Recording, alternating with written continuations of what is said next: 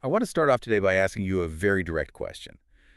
If you had to visualize a spectrum right now, like absolute financial ruin on the far left and complete, unquestionable financial sovereignty on the far right, where do you place yourself? Yeah, that's a tough one for a lot of people to answer, honestly. Right. Like, are you actively winning the game? Are you losing ground? Or are you, like an overwhelming majority of people just kind of stuck somewhere in the murky middle, treading water and hoping the current doesn't drag you under? I mean, it really is the underlying anxiety of the modern age. We rigorously track our careers, our physical health, our social milestones. Constantly? Right. But we often operate with complete blindness when it comes to mapping our actual financial velocity. Like people measure their success by what they can currently afford to buy rather than, how much freedom they are actively building. Exactly. Well, welcome to this deep dive. Today, we're taking a microscope to this incredibly candid personal financial blueprint. Yeah, it's a fascinating one. It really is. We are tracking the biographical journey of a man named Yusel, who you might know as the creator of the YouTube channel english.learningrocket. Mm-hmm. And just to be clear, our mission today isn't to theorize about abstract macroeconomics, right? We're extracting the real-world roadmap of a guy who looked at his life, diagnosed himself as a, quote, middle failure, and then decided to just aggressively orchestrate his own early retirement. Which is, the irony here is brilliant, honestly, because Yusel spends his professional life teaching global communication skills, right? Helping people master a new language. Right, exactly. But meanwhile, behind the scenes, he was forcing himself to master a completely different and arguably much more punishing language, the mechanics of money. Recognizing your own financial illiteracy is, well, it's the first and often painful step towards sovereignty. Okay, let's unpack this. Because to understand the urgency of Yusel's current 10-year sprint, we really have to look at his early 20s. Yeah, those early years are critical. Right, so from age 22 to 26, he was trapped in pure survival mode. This is what we call the zero-knowledge phase. He graduates university, gets a degree, and immediately lands a job as a civil engineer. Which, society tells you is the finish line. Exactly. You get the Yeah. STEM degree, you get the title, you're set. But he works that engineering job for 4 months, and he's living strictly paycheck to paycheck. The money hits his account, and it just instantly vanishes. And this is where we have to decouple the concept of income from the concept of wealth. Yes, totally. An engineering salary is just cash flow, right? It's a mechanism for survival. No. When you possess zero financial literacy, a high income is merely a faster treadmill. The math just doesn't care about your job title. Yeah, I usually think of it like pouring water into a bucket. But without financial literacy, your bucket doesn't just have a leak, it lacks a bottom entirely. It's just a pipe. Right. It's just a pipe. Right. You can turn the faucet on full blast by landing this prestigious engineering role, but the water just rushes straight into the ground. At the end of the month, the bucket is bone dry. Which raises an important question about how we define security early in our careers, because the mechanics of his life at that point were entirely reactionary. Hmm. Like when he realized the engineering path wasn't translating to wealth, he pivoted drastically. He spent a year volunteering in Poland, surviving on just this tiny pocket money stipend. Oh, wow. So just pure basics. Exactly. He is barely covering his caloric intake, let alone building any sort of financial foundation. So he goes from a professional salary to essentially a monastic stipend. And then, get this, he pivots again. He returns to Turkey to work a part-time job at an airport until he's 26. Right. And his entire wealth-building strategy at this point boils down to taking whatever meager pennies he could scrape together from an airport wage and just desperately buying U.S. dollars. Mm-hmm. He's just hoarding foreign fiat currency. And, we see this behavior constantly in volatile emerging markets. Oh, for sure. But buying a foreign currency like the US dollar is not an investment strategy. Yeah. I mean, it is a frantic defensive maneuver against localized inflation. It's just a Band-Aid. Exactly. You are trading a fast-melting ice cube for a slower-melting ice cube. A fiat currency, even a dominant one, produces no yield. It doesn't compound. It creates no enterprise value. Right. So whether Yusel was engineering infrastructure, volunteering in Europe, or scanning boarding passes at an airport, his lack of a financial framework guaranteed his default state was always survival. Yeah, he's playing entirely on the defensive, just trying to stop the bleeding. Yeah. But playing defense never wins the game. Which brings us to a critical pivot in his late 20s. The move back to Poland. Yes. He moves back to Poland to work as an online English teacher. and he's finally making a stable, livable wage. But the friction of building a completely new life in a foreign country requires massive initial capital. Right, getting an apartment, setting everything up. Exactly. So whatever minimal money he has left over simply sits in a standard, traditional savings account, like completely divorced from the stock market. Zero exposure to compounding interest. Yeah, he was financially stagnant, but this stagnation triggered a really remarkable moment of self-analysis. Yusil decided to mathematically and philosophically audit his own existence. Which is pretty rare for someone in their 20s. Very rare. He built this specific 7-tier financial spectrum. Complete failure, failure, middle failure, average or medium, middle success, success, and complete success. Okay, and so he looks at his life. He is approaching 30 years old. He has zero debt. None. Clean slate. Clean slate. He and his wife have saved up enough cash to buy a car outright. They have some money sitting in the bank. And he places himself squarely in middle failure. Which sounds harsh. Well, yeah, I have to push back hard on this assessment. If we look at the macroeconomic reality for most millennials and Gen Z, hitting 30 with a paid-off car, absolute zero consumer debt, and cash in the bank is the dream. It really is, statistically speaking. Right. That places you ahead of a massive percentage of the population. Calling that middle failure seems wildly overly dramatic, doesn't it? Well, what's fascinating here is the psychological mechanism of that specific label. You see, society views an absence of crisis as success. Okay. But Yusil realized that the absence of a negative does not equate to a positive. Zero debt is simply ground zero. It means you are no longer drowning, but it does not mean you have a boat. Oh, I love that. So just floating in the water without sinking isn't success? Exactly. You are still at the mercy of the current. Why middle failure? Because he owned no real estate. He possessed no compounding productive assets. He had no equity in the global market. Because money isn't working for him at all. Right. The purchasing power of his standard savings account was being quietly eroded by inflation every single day. His harsh self-awareness prevented a very specific trap. The complacency trap. Yes. The late 20s are dangerous because the panic of early career poverty fades. You get comfortable, the crisis is gone, so you coast, unknowingly sacrificing the most valuable asset you have in wealth building, which is time. Man, that is so true. You accept the stagnation because the pain of immediate poverty is gone.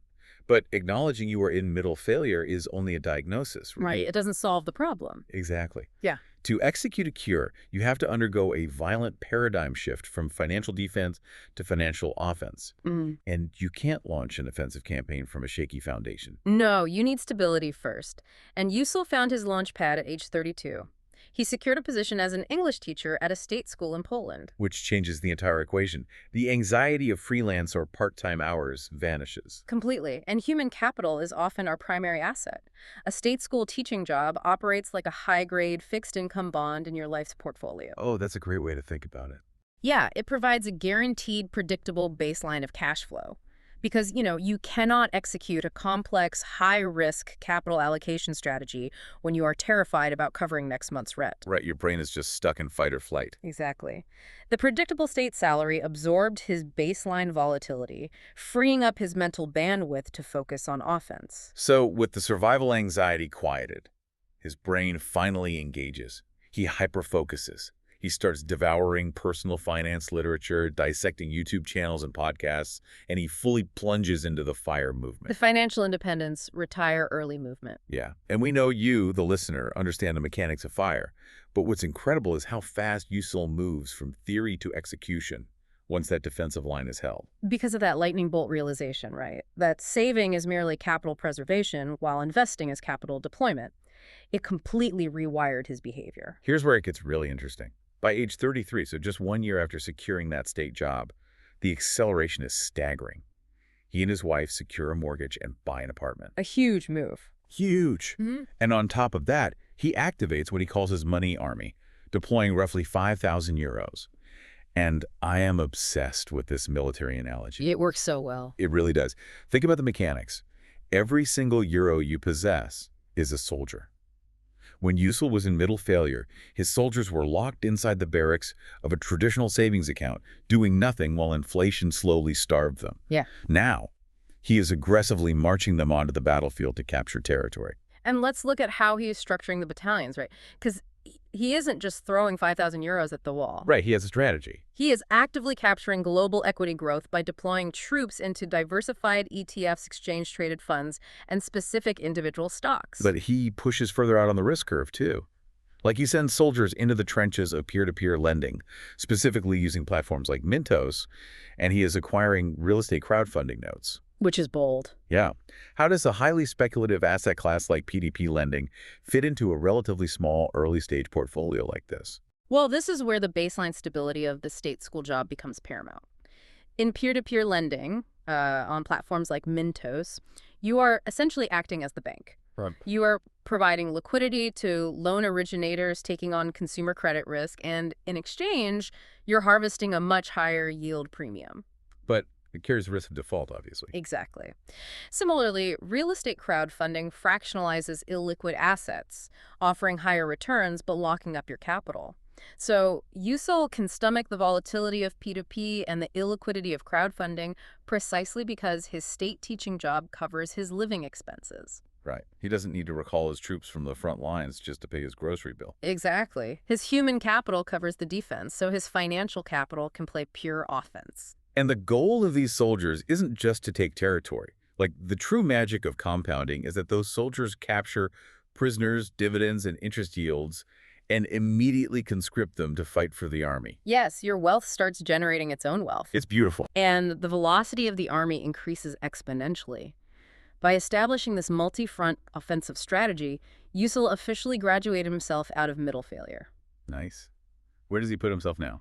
He maps his current position at age 33 as average, but he notes he is accelerating aggressively toward middle success. But you don't go to war without an endgame.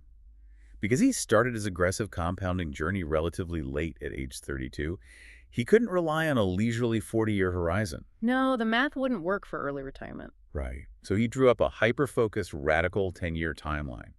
His non-negotiable objective, total financial independence by age 42. Wow. Yeah. He has 9 years left to scale his Euro army to the point where active work is a choice, not a mandate. It is an accelerated sprint to buy back the remaining decades of his life. So what does this all mean? Let's talk about the actual math of a 10-year sprint, because I have to play the skeptic here. Go. We are talking about going from essentially zero compounding assets at 32 to complete financial sovereignty at 42.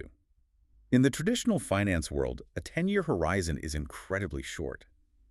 Like, is it mathematically viable to achieve FIRE in a single decade? Well, if we connect this to the bigger picture of extreme capital accumulation, it is mathematically viable, yes, but it requires brutal mechanical levers. Like what? The core driver of FIRE is not your market return. It is your savings rate, the delta between what you earn and what you burn.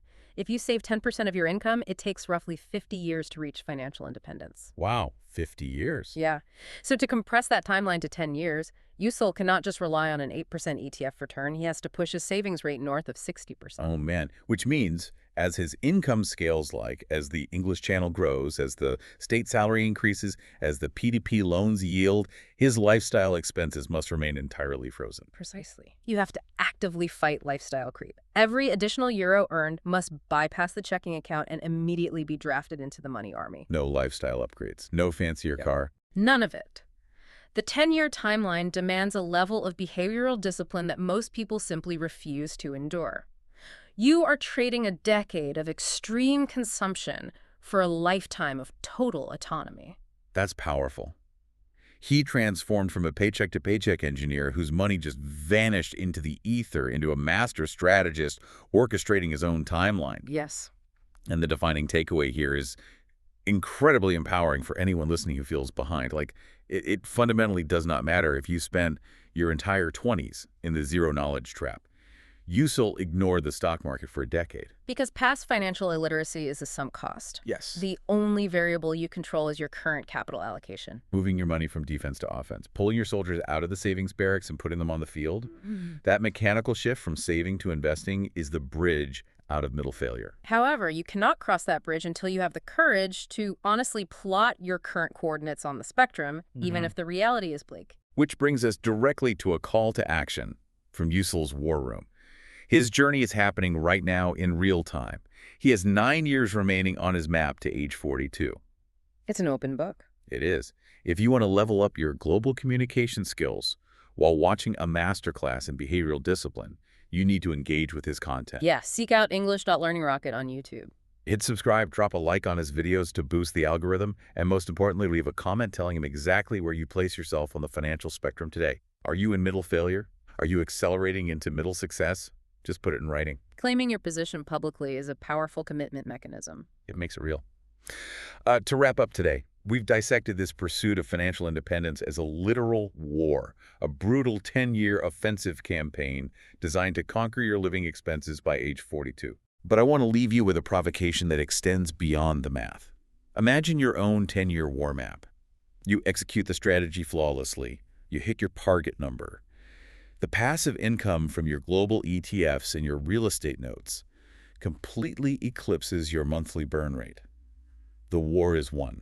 The objective is secured. Right. What exactly happens the morning after? What do you do on day one of total freedom? Oh, that's the real question. Because the most terrifying challenge of the FIRE movement might not actually be the aggressive savings rate or managing the volatility of P2P lending. The ultimate challenge might be the sudden vacuum of purpose. Yeah. Who are you and what drives you when you are no longer defined by the desperate survival-level need to earn a paycheck? It forces you to discover your actual operating system. It really does. Something to dwell on as you deploy your own army today. Keep questioning the defaults, and we will catch you on the next deep dive.